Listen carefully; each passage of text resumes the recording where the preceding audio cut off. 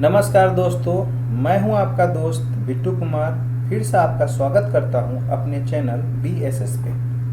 दोस्तों, आज हम सीखेंगे Microsoft word 2007 home tab part 2।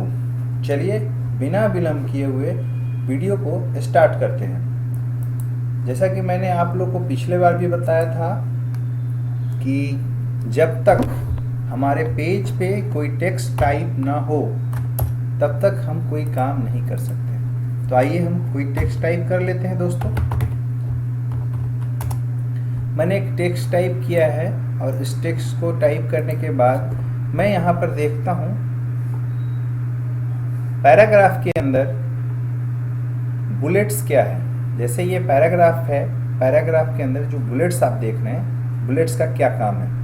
Bullets के अंदर जो एरो की देख रहे हैं, इस एरो की पे जब आप क्लिक करेंगे तो यहाँ पर बुलेट्स लाइब्रेरी दिखेगा आपको। बुलेट्स लाइब्रेरी जो रिसेंट जो यूज किया गया है, वहाँ पर बुलेट्स में कुछ लाइब्रेरी दिया गया है जिसको आप देख रहे हैं, जो सामने में है। और इस बुलेट्स लाइब्रेरी से आप किसी भी बुलेट्स को सेलेक्ट कर सकते हैं। जैसा कि मैं आपको सेलेक्ट करके दिखा रहा हूँ कि बुलेट्स लाइब्रेरी यहाँ पर देखिए सेलेक्ट हो चुका है। दोस्तों, बुलेट्स लाइब्रेरी सिर्फ 3 लाइन पे सेलेक्ट हुआ है, बाकी के लाइन खाली हैं। इस कंप्यूटर को माइक्रोसॉफ्ट वर्ड 2007 को ये पता चल चुका है कि इसमें 3 ही पैराग्राफ हैं। और ये इसको कैसे पता चला, तो मैं बताऊंगा कि ये कैसे पता चला कि ये 3 ही पैराग्राफ है। क्योंकि अगर किसी वर्ड को हम लगातार टाइप करते हैं और जब तक इंटर नहीं प्रेस करेंगे तब तक उसको ये पता रहता है कि ये एक पैराग्राफ है। जहाँ पर हम इंटर प्रेस करते हैं वहाँ पर ये दूसरा पैराग्राफ रीड करना शुरू कर देता है। जैसे कि डेमो के तौर पे मैं अभी आपको दिखा रहा हूँ, मेरा कर्सर यहाँ पर है और मैं यहाँ पर इंटर प्रेस कर रहा हूँ। जैसे इंटर मैं प्रेस करूँगा दूसरा बुलेट्स यहाँ पर ऑटोमेटिक आ जाएगा। अब इसको आदेश मिल चुका है कि दूसरा पैराग्राफ टाइप होने के लिए रेडी होने जा रहा है, इससे पहले वो बुलेट्स दे दे। दोस्तों, आपने देखा यहाँ पे कि बुलेट्स यहाँ पर जैसे आ गया है इंटर प्रेस करने के बाद। उसके बाद आपको मैं आगे बताऊं कि इसमें इतने सारे बुलेट्स दिए हुए हैं। हो सकता है मैं ऐसा बुलेट्स खोज रहा हूँ जो कि इसमें नहीं हो और मेरे सामने है, मैं कुछ अलग बुलेट्स खोजना चाहता हूँ। तो उसके लिए दोस्तों नीचे देखिए, डिफाइन न्यू बुलेट्स में जाने के बाद आपको यहाँ एक सिम्बॉल्स मिलेगा। सिंबल के अंदर जाएंगे, इसके अंदर अलग अलग फॉन्ट स्टाइल हैं जिसको सेलेक्ट करके, कुछ फॉन्ट स्टाइल है जिसको सेलेक्ट करने के बाद आप बुलेट्स यहाँ से उठा सकते हैं। अब यहाँ से बुलेट इंसर्ट कराने के लिए आपको यहाँ से बुलेट सेलेक्ट करना पड़ेगा। देख रहे हैं मैं आपको बुलेट स्क्रॉल करके दिखा रहा हूँ, इतने सारे बुलेट हैं। अगर इसमें भी अगर आपको समझ नहीं आता, फॉन्ट फिर से चेंज करेंगे और फिर किसी और बुलेट को हम सर्च करेंगे। इसके बाद फिर से कोई फॉन्ट सेलेक्ट करते हैं, यहाँ पर इतने सारे बुलेट्स दिए हुए हैं। इसके बाद मैं यहाँ से बुलेट्स, कोई भी एक बुलेट्स यहाँ से मैं सेलेक्ट करता हूँ जो कि वहाँ पहले से नहीं था। सेलेक्ट करने के बाद जैसे मैं ये बुलेट सेलेक्ट करता हूँ और इस यहाँ पर ओके बटन को प्रेस करूँगा, ये बुलेट्स यहाँ पर शो करना शुरू कर जाएगा। यहाँ पर जैसे मैं ओके बटन प्रेस करता हूँ, यहाँ दोस्तों देखेंगे कि आपका बुलेट्स सामने आ गया। अब आइए बुलेट्स के बाद फिर से न्यू डिफाइन में चलते हैं और यहाँ पर देखते हैं पिक्चर। दोस्तों, ये पिक्चर क्या है, इस पिक्चर से क्या काम होता है, आप देख रहे होंगे कि ये पिक्चर क्या है, इस पिक्चर से क्या काम होता है। 2 चीज़। पहला काम, यहाँ पर आप सर्च कर सकते हैं, लेकिन सर्च करने के साथ आपको ध्यान रखना पड़ेगा कि अगर ये सर्च बार में टेक्स्ट लिखकर सर्च आपको करना है तो आपके कंप्यूटर के नेट ऑन होने चाहिए, तभी आप सर्च कर पाएंगे। और उसके बाद आप जो भी टॉपिक चुनते हैं उससे सेलेक्टेड चीज़ आपको यहाँ पर आ जाएगा। नीचे आप देख रहे होंगे इंपोर्ट एक ऑप्शन है जिसमें हम अपना खुद का कोई टेक्स्ट, खुद का कोई इमेज सेलेक्ट करके यहाँ पर डाल सकते हैं। अब यहाँ पर इमेज सेलेक्ट करने के लिए हमारे पास इमेज लाइब्रेरी में इमेज होना चाहिए। इमेज हम कहाँ सेव करके रखे हैं ये मुझे पता होना चाहिए कि हमारा लाइब्रेरी का एड्रेस कहाँ है, किस जगह पर मैं इमेज सेव कर रहा हूँ। आप इस पर आकर इमेज को प्ले कराएंगे। प्ले कराने के बाद जैसे देख रहे हैं यहाँ बहुत सारा इमेज है, रोज का इमेज हम यहाँ से सेलेक्ट करते हैं। सेलेक्ट करने के बाद जैसे ही हम ऐड करेंगे तो यहाँ देखेंगे आप कि यहाँ रोज का इमेज आ गया। अगर ये रोज का इमेज या एक इमेज मैंने यहाँ लिया था जो गणेश भगवान का है, अगर इस इमेज को भी अगर आप चाहेंगे लेना तो आप इस इमेज को भी आप यहाँ से ले सकते हैं। आपको पता होना चाहिए ये इमेज कहाँ पर है। चलिए यहाँ पर है, मैं एक और गणेश भगवान का इमेज ऐड करता हूँ, जो कि आप यहाँ देख रहे होंगे कि ये इमेज यहाँ ऐड हो गया। मैं एक बार दिखा दूँ। सेलेक्ट करने के बाद सिर्फ ओके करना है। ओके करने के बाद जैसे यहाँ पर आप दोबारा ओके करते हैं, यहाँ पर गणेश भगवान का इमेज आ गया। आप लोग देख रहे होंगे गणेश भगवान का इमेज यहाँ पर आ चुका है। ये तो रहा हमारा बुलेट्स कि हम अपने टेक्स्ट पे बुलेट्स कैसे सेट करेंगे। अब हम बात करेंगे कि ये बुलेट्स अगर पहले से सेट है, अगर इसको हटाना है तो हम कैसे इसको रिमूव करेंगे। फिर से दोस्तों बुलेट्स के इस आइकन पे हम आते हैं और यहाँ पर नन कर देंगे तो बुलेट्स रिमूव हो जाएगा या हट जाएगा। अब यहाँ पर आप देख रहे हैं नंबर्स, क्या है नंबर्स।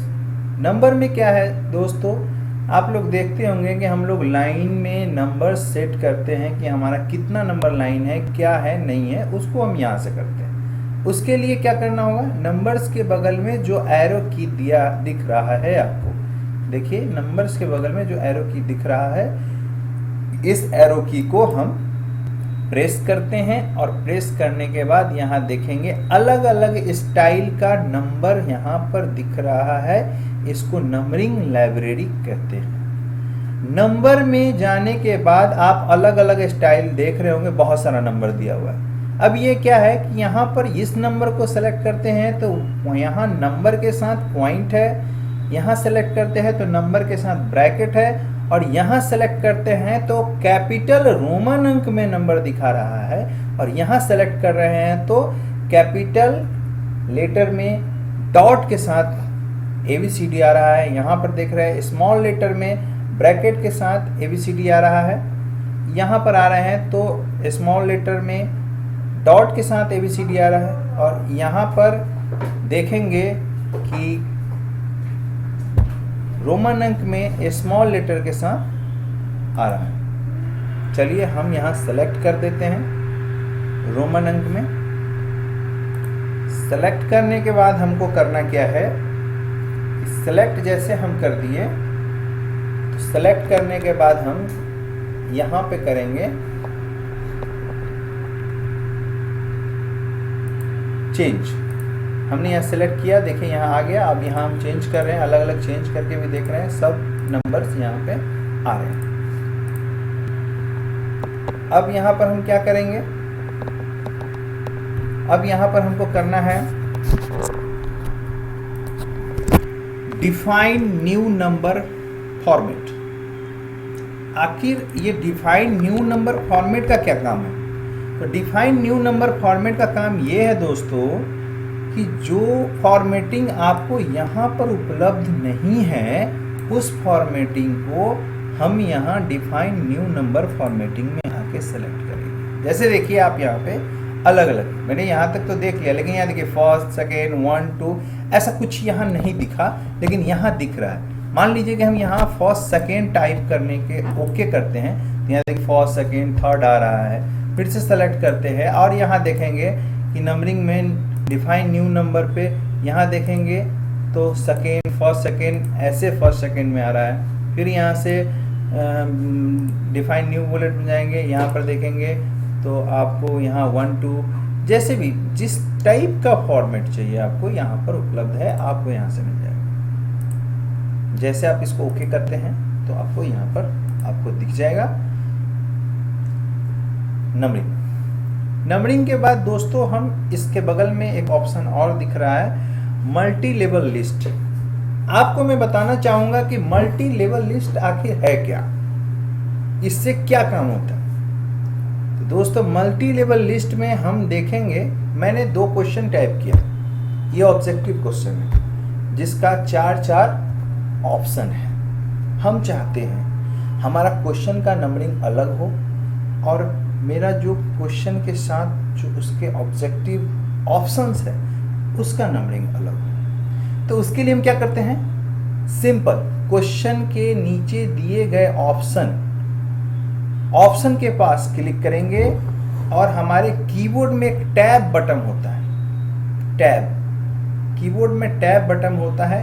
आप देखेंगे आपके भी कीबोर्ड में लेफ्ट हैंड साइड में टैब बटन होगा, उस टैब बटन को एक बार प्रेस करना है। हर ऑप्शन पे जाके आपको एक बार प्रेस कर देना है। जब आप ऐसा कर देते हैं उसके बाद क्या होता है, सेलेक्ट करने के बाद मल्टी लेवल लिस्ट पे क्लिक करेंगे तो आप देखेंगे क्वेश्चन नंबर 1, क्वेश्चन नंबर 2 आपके सामने आ गया और 1 2 3 4 1 2 3 4 चार ऑप्शंस जो हैं वो अलग अलग आ गए हैं हमारे वर्ड के पेज पे। ये तो हुआ मल्टी लेवल लिस्ट की बात। अब मैं आपको एक बात और बताना चाहूँगा। ये बात ये है, पहले मैं यहाँ से नंबरिंग हटा देता हूँ क्योंकि नंबरिंग हम समझ चुके हैं। यहाँ पर दोस्तों देख रहे होंगे कि डिक्रीज इंडेंट और इंक्रीज इंडेंट है। ये डिक्रीज इंडेंट और इंक्रीज इंडेंट का क्या काम है? तो डिक्रीज इंडेंट और इंक्रीज इंडेंट का क्या काम है दोस्तों, मैं ये समझूंगा। जैसे मान लीजिए कि मैंने ये एक लेटर लिखा सिंपल, और लेटर लिखने के बाद मैं अपना कहीं पे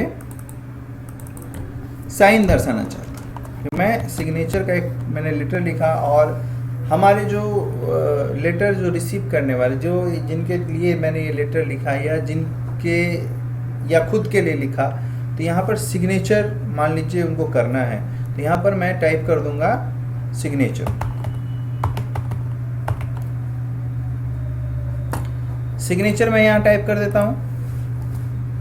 सिग्नेचर टाइप करने के बाद दोस्तों आप देखेंगे मैं पहले इंक्रीज इंडेंट करता हूँ क्योंकि मैं पहले से डिक्रीज हूँ और मैं अब इंक्रीज करूँगा। देखिए दोस्तों, इंक्रीज इंडेंट का काम यही है किसी भी टेक्स्ट को लेफ्ट से राइट और राइट से लेफ्ट ले जाने के लिए। आप देख रहे होंगे कि अब ये डिक्रीज हो रहा है और ये वापस लेफ्ट में आ गया और ये राइट में जा रहा है। ठीक है। अब दोस्तों मैं बात करूंगा थोड़ा सा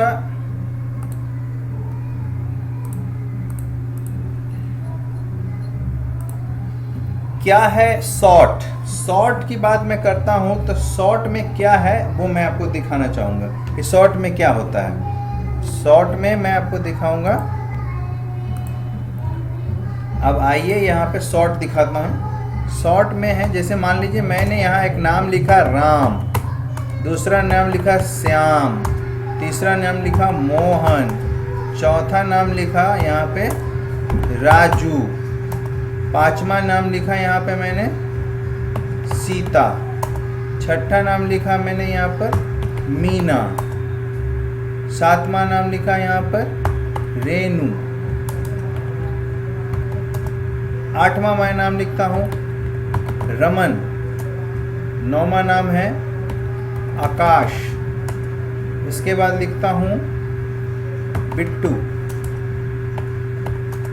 फिर से लिखता हूँ छोटू, फिर से लिखता हूँ गणेश, फिर से लिखता हूँ हर्ष। उसके बाद मैंने इतना नाम लिख दिया। अब ये मैंने जो नाम लिखा है इस नाम में क्या है आप देख रहे होंगे। इस नाम में ये प्रॉब्लम है कि ये अल्फ़ाबेटिकल नहीं,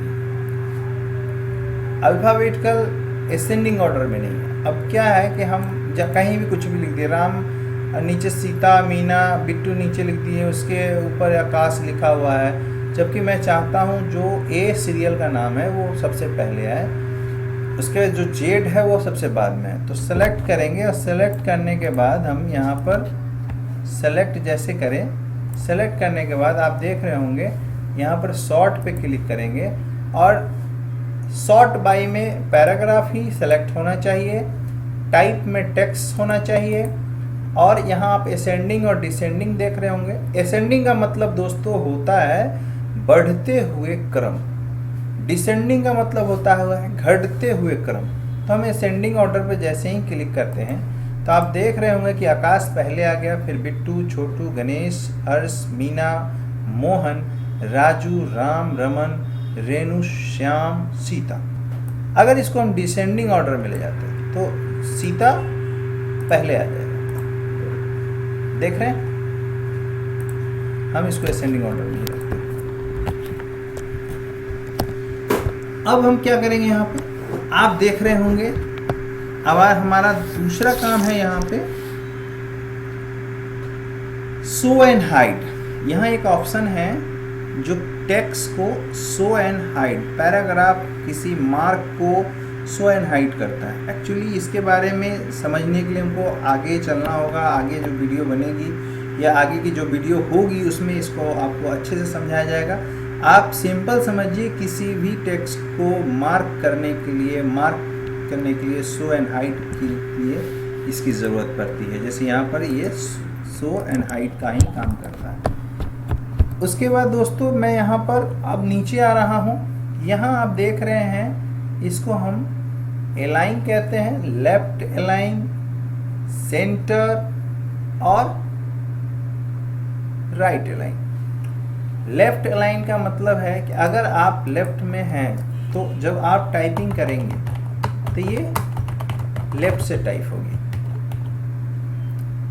सेंटर, अगर आप सेंटर प्रेस कर देते हैं तो आपकी टाइपिंग सेंटर से होगी। और राइट अलाइन करते हैं तो आपकी टाइपिंग राइट से होगी। तो मैंने जो टाइप किया, आप अलाइन का मतलब समझ गए कि लेफ्ट अलाइन, राइट अलाइन का मतलब क्या होता है। लेकिन मैं यहाँ पर थोड़ा सा आपको बताना चाहूँगा कि लेफ्ट अलाइन, राइट अलाइन को समझने के बाद एक और है जिसको हम बोलते हैं जस्टिफाई। आखिर इस जस्टिफाई का क्या काम है? लेफ्ट, राइट, सेंटर तो हो गया, लेकिन जस्टिफाई का क्या काम है? तो दोस्तों आप देख रहे होंगे कि पेपर पे जो हमारा एक साइड है एकदम बराबर, इक्वल, लेकिन दूसरा साइड इक्वल नहीं है। दूसरा साइड का जो लाइन है, कोई लाइन बड़ा लग रहा है, कुछ लाइन छोटा लग रहा है। तो उसको इक्वल करने के लिए हम लोग यहाँ एक ऑप्शन है जो बराबर है, जिसको जस्टिफाई कहते हैं। वो जस्टिफाई ऑप्शन पे क्लिक करने के बाद आप देखेंगे दोनों साइड आपका बराबर हो गया। अब जब बराबर हो गया, देखने में भी खूबसूरत लग रहा है, डिजाइनिंग भी इसकी अच्छी है। अब यहाँ पर हम आते हैं और यहाँ पर आने के बाद हम सिंपल यहाँ पर देखेंगे आगे क्या है। Line spacing. लाइन स्पेसिंग क्या काम करता है? तो लाइन स्पेसिंग का काम ये है कि आप जो टाइप कर रहे हैं, एक लाइन से दूसरे लाइन की बीच में कितना जगह, कितना गैप होना चाहिए, ये है लाइन स्पेसिंग दोस्तों। अब लाइन स्पेसिंग पे जैसे ही हम क्लिक करेंगे तो आप देखेंगे कि एक स्टैंडर्ड बाय डिफॉल्ट सेट किया गया है 1.15। आपको लगता है कि कुछ ऐसे वर्ड हैं कि इसमें और हटना चाहिए, इसमें और आना चाहिए। मान लीजिए आप टाइप कर रहे हो, आपका पेज भर गया है, 4 लाइन आपका बचा हुआ है, तो उस कंडीशन में आप चाहते हो कि नहीं थोड़ा सा हम लाइन स्पेसिंग कम करके उस लाइन को भी एडजस्ट करना चाहते हैं, तो आप कर सकते हैं। सिंपल यहाँ पर आप जैसे क्लिक कीजिएगा 1.0 पे, तो देखिए लाइन स्पेसिंग आपका कम जाएगा। देखिए दोस्तों कम गया। और आप यहाँ मान लीजिए कि 1.5 पे क्लिक कीजिएगा तो ये बढ़ जाएगा, 2 पे क्लिक कीजिएगा और बढ़ जाएगा। हम आइए 1.10 पे क्लिक कर दिए, लेकिन दोस्तों एक चीज इसमें आपको दिख रहा होगा, लाइन स्पेसिंग तो कम कर गया, लेकिन जो पैराग्राफ है उसके बीच में स्पेस है अभी भी। ये देखिए दोस्तों, ये दो पैराग्राफ के बीच में स्पेस ज़्यादा ही है। अब हम क्या करेंगे, दो पैराग्राफ के बीच में स्पेस ज़्यादा है, तो उसके लिए हम क्या करेंगे, हम सिंपल एक काम करेंगे। अगर इसके बीच का स्पेस हटाना है तो यहाँ पर से हम आ करके लाइन स्पेसिंग पे क्लिक करेंगे और सबसे अंतिम लास्ट ऑप्शन है, लिखा है रिमूव स्पेस आफ्टर पैराग्राफ। दोस्तों इस लाइन से ही समझ में आ गया कि ये क्या कर रहा है। ये जो पैराग्राफ का स्पेस है उसको ख़त्म कर देगा। जैसे देखिए पूरा स्पेस खत्म, अब सब एक जैसा। मुझे लगता है कि नहीं पैराग्राफ में स्पेस होना चाहिए, तो यहाँ पर आपको सिंपल पैराग्राफ में आकर के और ऐड स्पेस आफ्टर पैराग्राफ पर क्लिक कर देना है, वो स्पेस ऐड हो जाएगा। और एक हैंडसम टाइपिंग के लिए दोस्तों लाइन स्पेसिंग 1.15 ही होनी चाहिए। अब आते हैं दोस्तों, इसके बाद सेलेक्ट करते हैं हम अपने टेक्स्ट को, और यहाँ आप देख रहे होंगे इसको बोलते हैं शेडिंग। इसको बोलते हैं शेडिंग, शैडो। जब आपकी जो टेक्स्ट है उसके टेक्स्ट के पीछे अगर कोई शैडो आप किसी कलर का लगाना चाहते हो तो यहाँ से सिंपल आप लगा सकते हो। देख रहे हैं, अब ये शैडो लग गए हैं, जैसा शैडो आप चाहे। देखिए सिंपल शैडो लग गया हमारे टेक्स्ट के पीछे। अगर ये शैडो को हटाना चाहते हैं, सिंपल यहाँ से आके नो कलर कर दीजिए, शैडो आपका हट जाएगा। अब दोस्तों मजे की बात यह है, शैडो तो आप समझ गए, शैडो के बगल में एक और ऑप्शन दिख रहा है जिसको हम लोग कहते हैं बॉटम बॉर्डर।